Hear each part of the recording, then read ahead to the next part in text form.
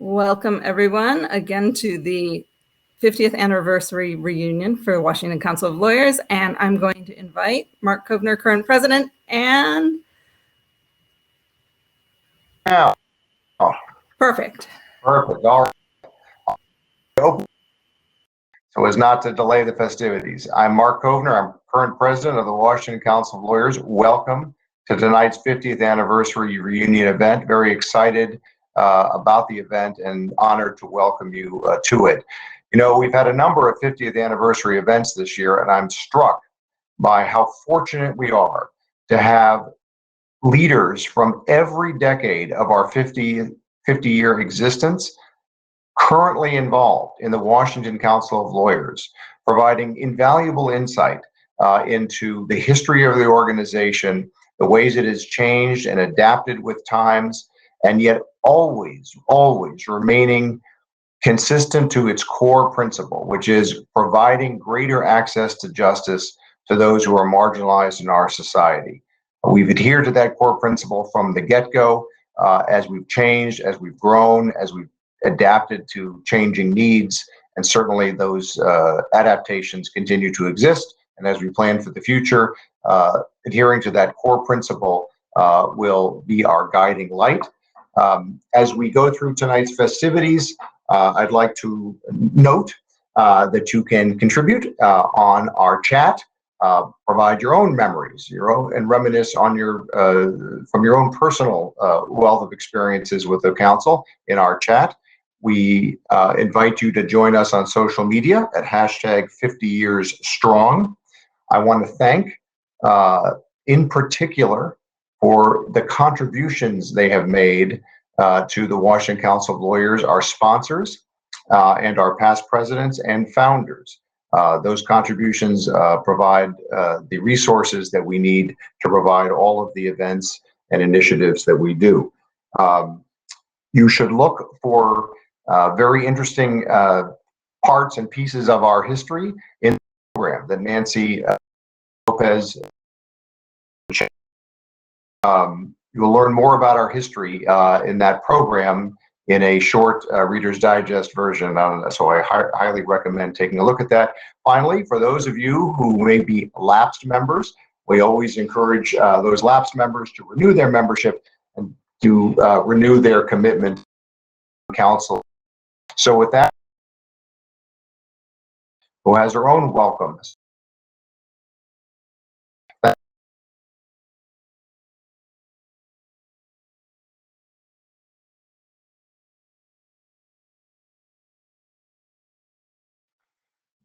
And now I would like to welcome to the stage Paul Lee, who will introduce the panel of past presidents. Paul Lee is pro bono counsel. He is also a very active.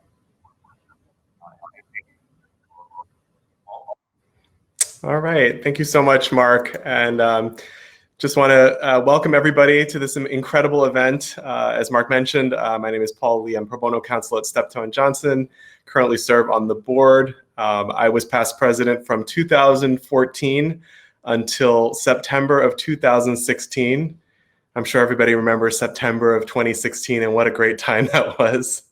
But here we are. We are here in such an incredible year, a year like no other. The pandemic and so many other things have caused us to really separate from each other and feel isolated. And I think it's an event like this that really makes the word community resonate more with us. And you know, the word community is thrown around quite a bit, but when I look at the participants here today and look back at the former leadership of the Washington Council of Lawyers, it is such an incredible, vibrant community. And we really need each other to support each other during times like this. So I'm really excited to have a selection of some of our past presidents join us tonight. In addition to all those that we heard from in that incredible video, we have 4 other past presidents coming to speak to us about their experiences with the Washington Council of Lawyers. And so I'd invite them to go ahead and turn your cameras on and join me on stage. And the presidents come from each decade of Washington Council of Lawyers existence. So we have a president from the 70s, 80s, 90s, 2000s, and myself from the 2010s. So joining us today, we have Mark Efron, Senior Counsel at the Washington Lawyers Committee for Civil Rights and Urban Affairs. He was former founding partner at Crowell & Moring. He was president from 1972 to 1973. We have Larry Schneider, who is an active retired partner at Arnold & Porter and leads their immigration pro bono practice. He was president from 1984 to 1985. We have Katya Garrett, who is the Chief Operating Officer at the Washington Lawyers Committee, also formerly the Executive Director of the DC Bar Foundation. And she was president of WCL from 1995 to 1996. And we have Jess Rosenbaum, who is the Senior Advisor and former Executive Director of the DC Access to Justice Commission. She was president of WCL from 2006 to 2007. So welcome to all the incredible panelists. So I'm going to pose a question to each of you, and I'd love to hear your retrospective on WCL and all that it's been through. So Mark, I'll start with you. We saw in that incredible video a little bit of WCL's history, and I think it's fair to say that WCL was a lot of rabble rousers right at the start of your tenure. So can you tell us a little bit about how WCL came into being? Well, thank you. 50 years ago was a long time ago. And I have to admit that much of what I remember today may well be historical fiction. Still, with thanks to Rod Boggs and Russ Stevenson, who have helped refresh my memory recently, and with apologies to the true facts, here's what I recall about the founding of the Washington Council of Lawyers. The early 1970s was a time of great unrest, both nationally and in DC. There was an unpopular war, Vietnam. There was the continuation of the civil rights movement. There was a tone-deaf president, Richard Nixon, and there was unprecedented campus activism and student strikes, to name just a few of the things rolling in the water. I have to point out there was also great music. Janis Joplin, the Jefferson Airplane, James Brown, Marvin Gaye, and many others, but I don't think that's relevant to what we're talking about today. The council's founding, I believe, was the result of new lawyers coming to Washington and wanting to stay involved in these societal issues and not having a ready way to do so. Law firms had no pro bono programs at the time, or maybe some were just beginning. And the existing DC bar organization was inward thinking and run largely by lawyers with local practices. It also had an ugly history of racial discrimination. Fortunately, there were leaders and organizers among the newly arriving lawyers who were aware of organizations elsewhere, namely New York City and Chicago, that had been founded to address the interests of newly minted lawyers to be involved in the ongoing battles of the 70s. Rod Boggs, Marna Tucker, and Greg Gallo come to mind as the folks who originally put together the Washington Council of Lawyers. There are others, I am sure, and I apologize for not giving them their due. Others, such as me, soon, if not immediately, signed up. Still, it's important to remember the council was a very small organization throughout the 1970s. I became the second president of the council, succeeding Russell Stevenson. In candor, neither Russ nor I can remember how we became president or why we became president, but we did. Just as fortunately, there were immediate issues to coalesce around. There was the Nixon administration's response to increasingly large demonstrations against the Vietnam War, and there was the very conservative DC Bar Association. As Rod said in the video, in May of 1971, the council provided a number of legal observers. I don't remember how many, but the purpose of the observers was to monitor police actions during a series of massive May Day anti-war rallies. In some manner, our presence had been approved or maybe just notified by the DC police, and we were identified by bright orange armbands, homemade, I think, in somebody's apartment. More than 10,000 people were swept up by the DC police, arrested and detained at the DC Coliseum and RFK Stadium, including, as I recall, a legal legal observer or two. That was and remains today the largest mass arrest in U.S. history. As trials for those arrested neared, the council's legal observers provided insights into the actions of the DC police, which to some extent assisted in the dismissal of most of the cases against the demonstrators. Also, the insights of the legal observers played some role in the class action lawsuit brought by the ACLU that resulted in financial compensation for the people arrested for violations of their constitutional rights of free assembly and due process. The council's role with respect to the DC Bar was, in my mind, even more significant and long-lasting.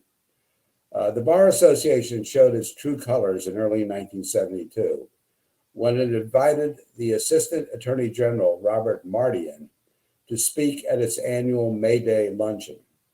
Mardian was closely allied with President Nixon and with his deeply unpopular Attorney General, John Mitchell. Mardian had advised Mitchell on a strategy designed to slow down the pace of school integration, and he led the Nixon administration's efforts to prosecute Daniel Ellsberg for the leaking of Pentagon papers. The Bar Association's invitation to Mardian represented everything that the newly arrived lawyers found objectionable about that organization. So, always like in a meal, the newly formed council, Washington Council of Lawyers, organized a counter luncheon featuring Harold Hughes, a liberal senator from Iowa, as its speaker. This counter luncheon outdrew the bar's Mardian luncheon by a long shot. In Rod's memory, 300 people versus 100 people, and gave the council both credibility and a great infusion of energy. Then, also in 1972, a new DC Bar was launched, one that all DC Bar lawyers were required to join. This new organization would replace the existing Conservative Bar Association and would become the governing body for DC lawyers. An early task for this organization was selecting its initial leaders. The first step was to elect a nominating committee, which would set the slate for the election of the first officers of the new unified DC Bar. Recognizing the unique opportunity to influence the bar from the outset, the council and its members organized the Get Out the Vote campaign and put forward a slate of candidates for the new bar's nominating committee. Remember, the council at that time was still very small, entirely unknown, I am sure, by the leaders of the existing bar association. Being organized and disciplined worked. The council's endorsed slate swept to victory, much to the surprise of the old guard, who, as I recall, as ballots were being counted, wondered out loud, "Who are these guys?" evoking a memorable line from the 1969 movie Butch Cassidy and the Sundance Kid. Every slot on the nominating committee was taken by a person endorsed by the council. This put the DC Bar on a new trajectory, one that recognized the importance of national issues and public service. This was a 180-degree turnaround from the prior Bar Association, and I believe was the council's crowning achievement during its formative years. It also provided a ready means for the council to attract new members and to get off the ground as an organization to be reckoned with in the DC legal community. As a footnote, and only one footnote here, although the council has evolved greatly over the past 50 years, the function of endorsing candidates for DC bar offices has been a constant, and I believe a great service to lawyers with the same interests and concerns as those who founded the Washington Council of Lawyers in the early 1970s. So with that, there's your history. There will be no test. So informative. Thank you, Mark. I mean, I learned so much just to that synopsis. And just to think that, 50 years ago, political protest, upheaval, the fight for racial justice, not much has changed. If we look to now, we have so much more to go. And so just to draw parallels from there, I think we can learn a lot. And it's really exciting to hear about the community, the family that you guys built early on. And I know those interpersonal connections is what keep people coming back to the council. And so Katya, I want to turn to you. What initially drew you into the council, and what keeps you involved? What drew me into the council was my colleague. I started at the small litigation firm of Cater, Scott, and Heller, which was a plaintiff's Title VII litigation firm at a time when no one was doing that kind of work outside of the government, and often not in the government. And my fellow associate, Jenny Levin, said, hey, you need to come with me to this board meeting because it's an excellent group of lawyers and I think you'd really love meeting them. So she was right. I went, and, you know, that I immediately realized that I had found my community. I was so impressed with the talent, the impact, the smarts of the people around the table. The phrase imposter syndrome had not yet been invented, but it was nonetheless experienced by many of us in that room, or at least by me. And, you know, the council at the time, it was just a scrappy DIY bar association, right? You want to write a report on DOJ's civil rights? Well, call your friends. Let's get started. You know, you want to set up a public interest jobs clearinghouse because there isn't one anywhere? Well, call your friends. Let's get one started. And I loved that aspect of it. Any person with a social justice heart and a good idea, or even a lukewarm idea, would find a receptive audience at the council. It would be chewed over in the board, and people would say, yeah, hey, let's do it. Couple examples of that. You know, the one predates me a little bit, and that's the federal government's training on pro bono, which was an excellent training that was done during the Reagan years and had immediate impact in that they, at DOJ, passed an internal reg to shut down pro bono. Then that was lifted, and WCL members made their way into the Clinton administration, and pro bono in federal government agencies is now anchored. Jess Rosenbaum, who's on this panel, helped run or oversee the pro bono program at DOJ, and now there's a dedicated position at the department to do that work. So all of that from a group of folks saying, hey, we should tell federal government lawyers how to do pro bono because there's so many of them. Under my time as president, we started a small firm death penalty representation project. Okay, so that was an awfully big, heavy lift, right? Because Steve Wright approached me, Ginny Sloan brought him in and said, Steve wants you to start a project so you can get all the small firm lawyers doing death penalty representation. And nobody technically ever says no to Steve Bright, right?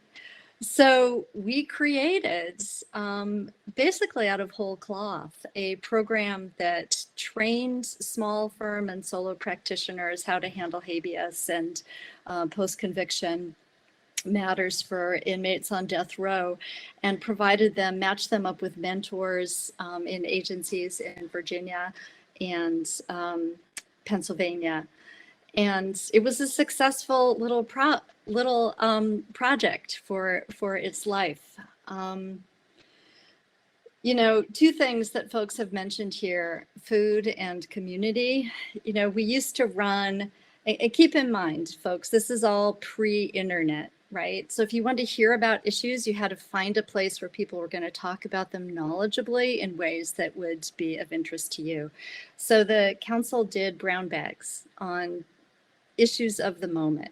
You brought food, you walked away with social justice ideas. We did a range of what we called wine and cheese events, which were the easiest events on the planet. Essentially, I would call up Rod and say, hey, Rod, come tell your stories. We'll serve wine and cheese.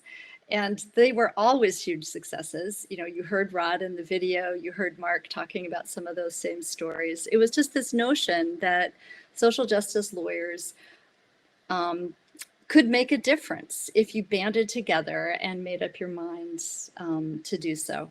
So it's the food, it's the justice, and above everything else, it is the community, which has kept me linked with the council lo these many decades. I love it. Yeah, you mentioned the scrappiness of the council, and although now we are 44 board members strong and have 3 incredible staff members, I would say that scrappiness is still there. There is still a lot of this roll up your sleeves and kind of jump into whatever needs to get done for our community, and so that's great to hear that had its roots early on. So speaking of our community, Jess, I know that you've seen our DC Legal Services community from kind of all different perspectives and throughout many years. And I'm just thinking about the Washington Council of Lawyers and what specifically makes our community so perfect for a group like the WCL. Thank you, Paul. Thank you so much. I'm feeling so much joy. I feel like it's coming through the screen. It's such an absolute pleasure to be with everyone. I think that the council is uniquely important in DC for a few reasons. I want to mention 3 that we were focusing on a lot when I was president. So first, there's this enormous influx every year of talented, passionate, public interest and pro bono attorneys that we want to integrate into the larger community early in their careers.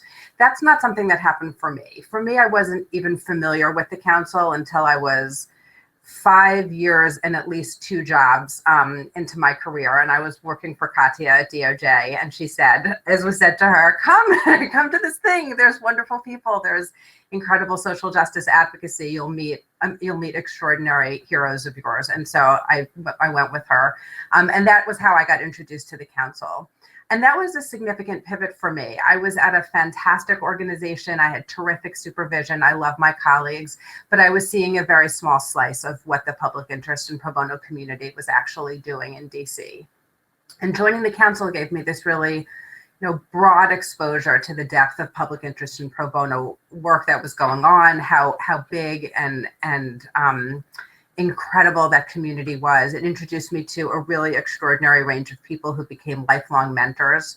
And it exposed me to an immense range of intertwined issues in ways that I didn't understand how closely intertwined so many of the social justice issues that we're sometimes working in silos are interconnected.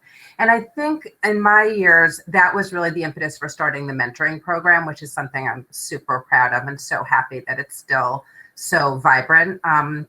We want new attorneys to get this exposure, have a network beyond their organization and their firm.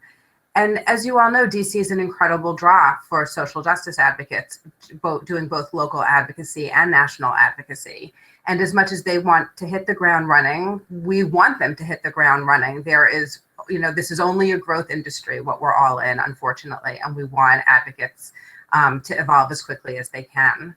The other thing I would note is that a lot of these advocates, I think, are arriving in our community feeling in some ways broken by law school. And I teach a public interest advocacy class, and it still amazes me that even in the most public-minded institutions, we still have so many public interest and pro bono-oriented students who really feel out of sync. They don't feel that their paths were lauded and supported in the same way as their peers.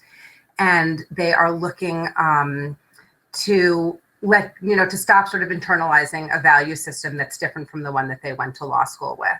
So they arrive in those first jobs needing to join a community of shared values and goals, and that's something that the council provides incredibly well. 2 other things I'll talk about in a much briefer way. I think something else the council does uniquely is help to erode the sense of dichotomy between the public interest and pro bono communities.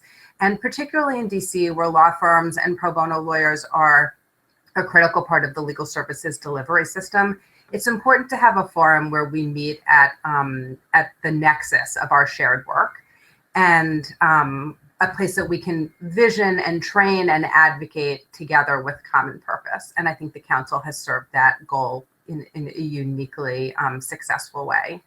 And the last thing I would say is I think the council provides a space for both groups, long-term public interest lawyers and long-term pro bono attorneys, to really see how they can grow in their jobs. The legal services community has changed drastically since I was there. For many years now, there's been a very deep bench. There have been opportunities for lawyers to grow within their organizations over long periods of time, but that isn't true everywhere. And I think the council allows both public interest attorneys and pro bono attorneys to see what it looks like over the long term to grow and evolve and stay the course in those areas. So for me, I always felt like I only needed to look around at other WCL members to see examples of how to keep growing and evolving in my work and sort of doing work of great consequence.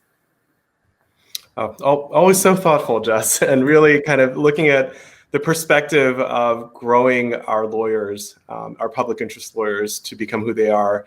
I mean, I think it's fair to say, you know, I'm looking at this stellar panel of 4 pro bono luminaries, but you didn't start that way, right? You started somewhere. Everybody starts somewhere, and so it always takes someone to help spark your interest, to guide you, to mentor you, and that applies to today's generation of new lawyers as well. So if you're brand new to the Washington Council of Lawyers, just listen to the stories that you're hearing and think about how they might shape your career as well.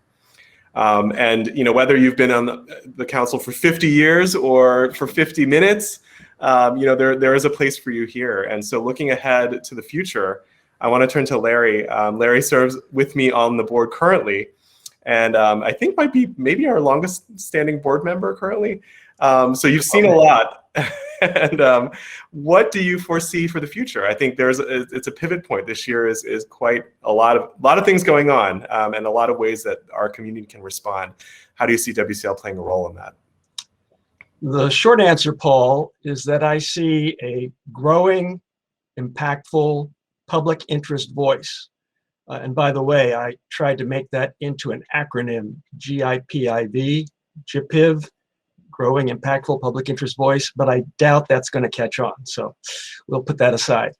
But in order to look to the future, I think we first need to look to the past. What's past is prologue, Shakespeare wrote in The Tempest. And as we heard today, the council's past 50 years have been filled with many accomplishments and with tremendous growth. We've had growth in our staff from literally no staff for many, many years to our current 3 marvelous staff members, growth in our membership, literally from no members to, I think now we have more than 500 members, and growth in our program and activities. We had, you know, a handful of programs at the beginning. As we heard, everything was done without the internet, without emails. It was by mailing things, by calling people. So we had a handful of programs in the early years. And this past year, we had more than 70 programs, which is a mind-boggling amount of activity. But from the very beginning, and we heard this from Rod and from Mark Efron, the council has been a public interest voice in the legal community. And you heard how important that voice was at the outset, back in the early 1970s, including, among other things, in transforming the DC bar, which then began to speak out on public policy issues.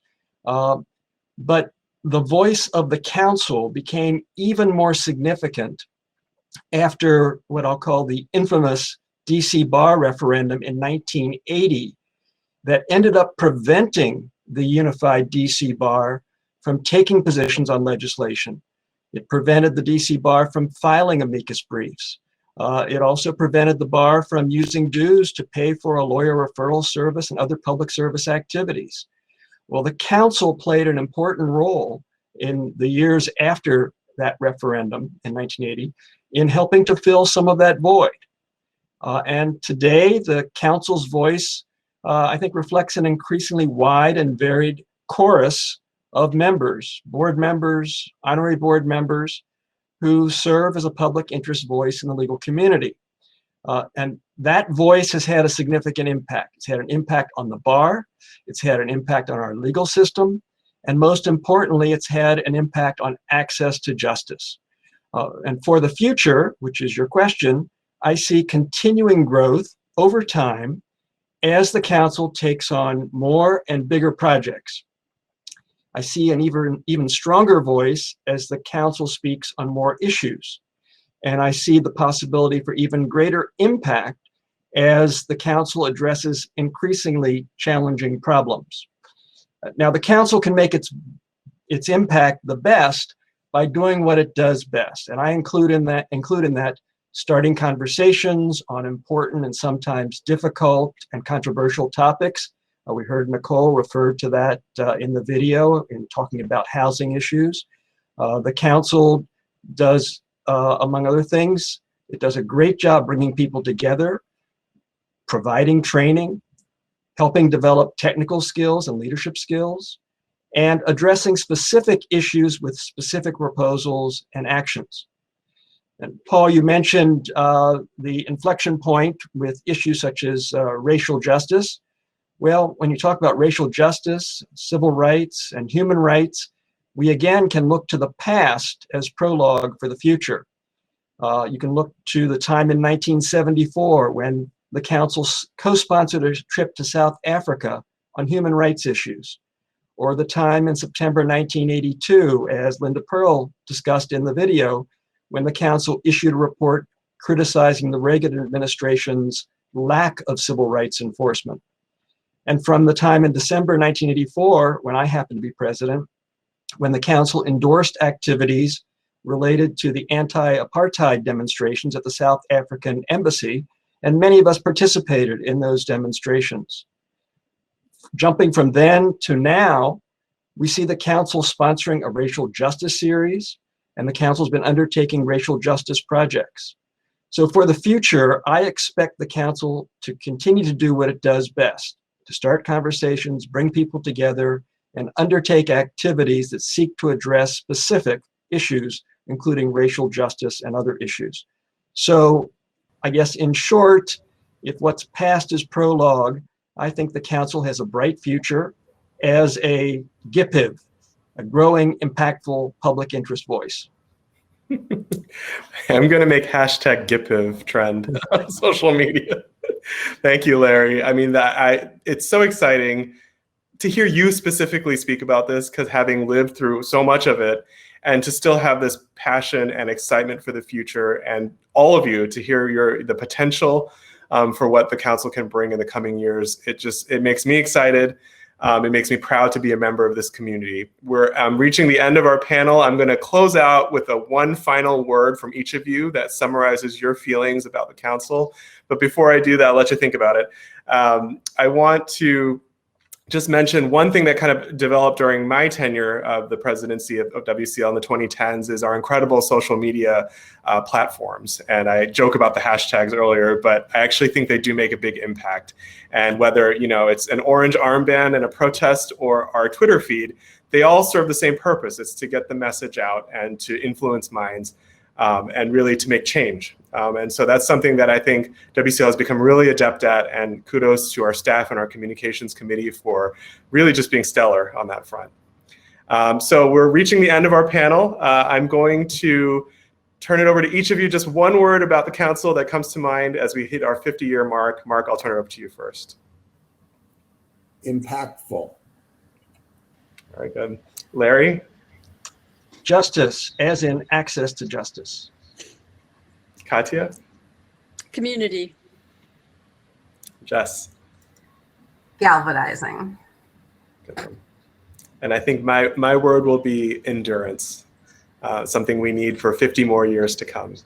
So thank you to the panelists. You all are my heroes, incredible, so inspiring, and I'm excited to do this again someday. This is a lot of fun. I will turn it over to our incredible executive director, Nancy Lopez, to close us out. There we go. It is the phrase of the year. What I was saying, if anyone is reading lips, was that I was so sure that Larry Schneider's word was going to be GIPIV, because we told people one word, and that would be a way to have multiple words with one hashtag. I want to say thank you to our panel. We have such a rich history. It is so hard to figure out what to highlight, and you did such a fabulous job of lifting up some of the really important things that we have done and giving us inspiration and direction for where we're headed. I hope that everyone who is here tonight will find a way to get involved. If you are a member, great, find a way to be on a committee. If you're not a member or your membership has lapsed, rejoin, reconnect. We'd love to see you. I also want to give a huge shout out thank you to all of our sponsors Many of our founders and past presidents have contributed this year toward a past president's match that you will hear more about as the year continues. We are only 50% of the way through our 50th year. And then I also want to thank our Golden Giving Circle sponsors. These are firms that have increased their giving to us this year by at least 50% in honor of our 50 years. They are Arnold and Porter, Buckley, Kroll and Mooring, Fried Frank, Steptoe and Johnson. And now I will end with a reference to what Eric Holder shared during his keynote address. He referenced the popular quote about the moral arc of the universe bending toward justice. But then he said, it doesn't bend on its own. It needs people to push it, to make it move. And oftentimes it needs lawyers to make it move. And so when I think about things that need changing in our world today, I am inspired by the leaders on the stage with me now, the people in our video, and so many more.